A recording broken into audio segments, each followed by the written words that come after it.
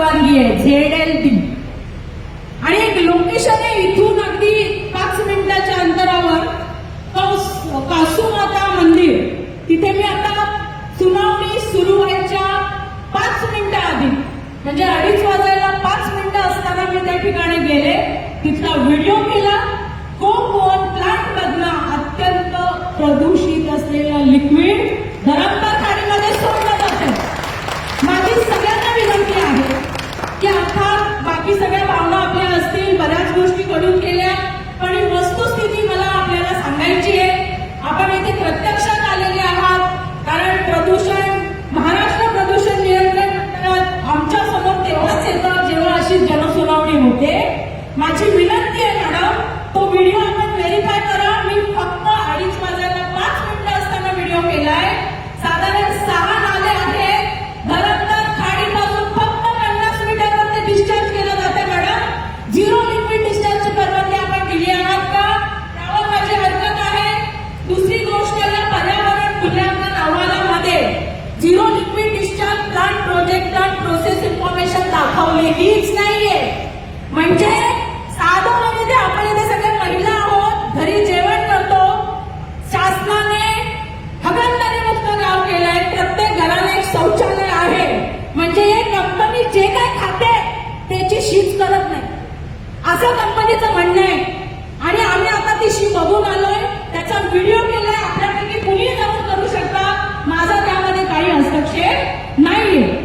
Madam, माझी आपल्याला आणखी एक विनंती पीठासीन अधिकाऱ्यांना की ही जनसुनावणी आपण व्हेरीफाय केलेला डेटा मिळाल्यानंतर जर झाली असती तर मला वाटतं जास्त पारदर्शकपणा या जनसुनावणीला आला असता. कारण कंपनीने दिलेल्या कंत्राट दिलेल्या एक मेट्रॉन लिमिटेड या खाजगी पर्यावरण मूल्यांकन करणाऱ्या कंपनीने तो अहवाल सारांश अहवाल दिलेला आहे. आम्हाला समजेल अशी केवळ साधारण एक 12 पानं मराठी भाषांतरित मिळाली.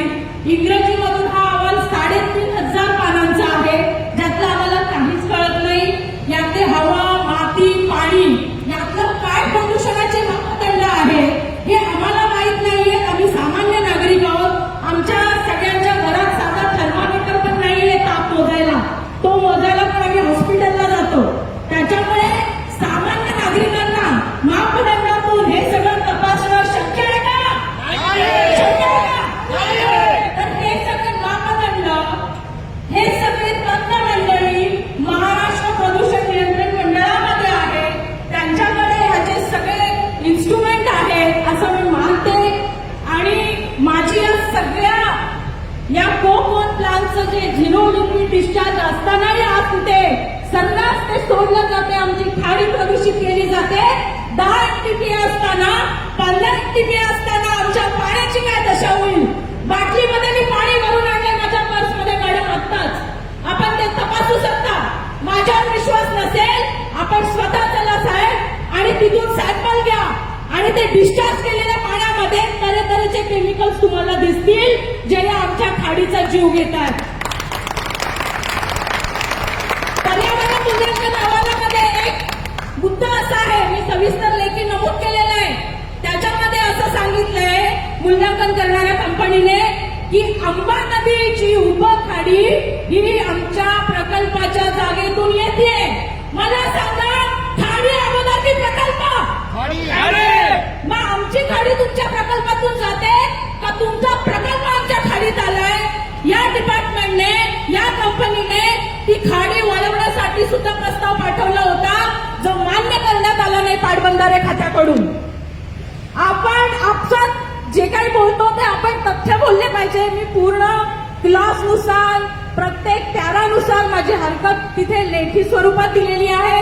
आणि आपल्याकडे माझी हीच अपेक्षा आहे की आपण हा डेटा व्हेरीफाय केला असेल तरच ही जनसुनावणी घ्या.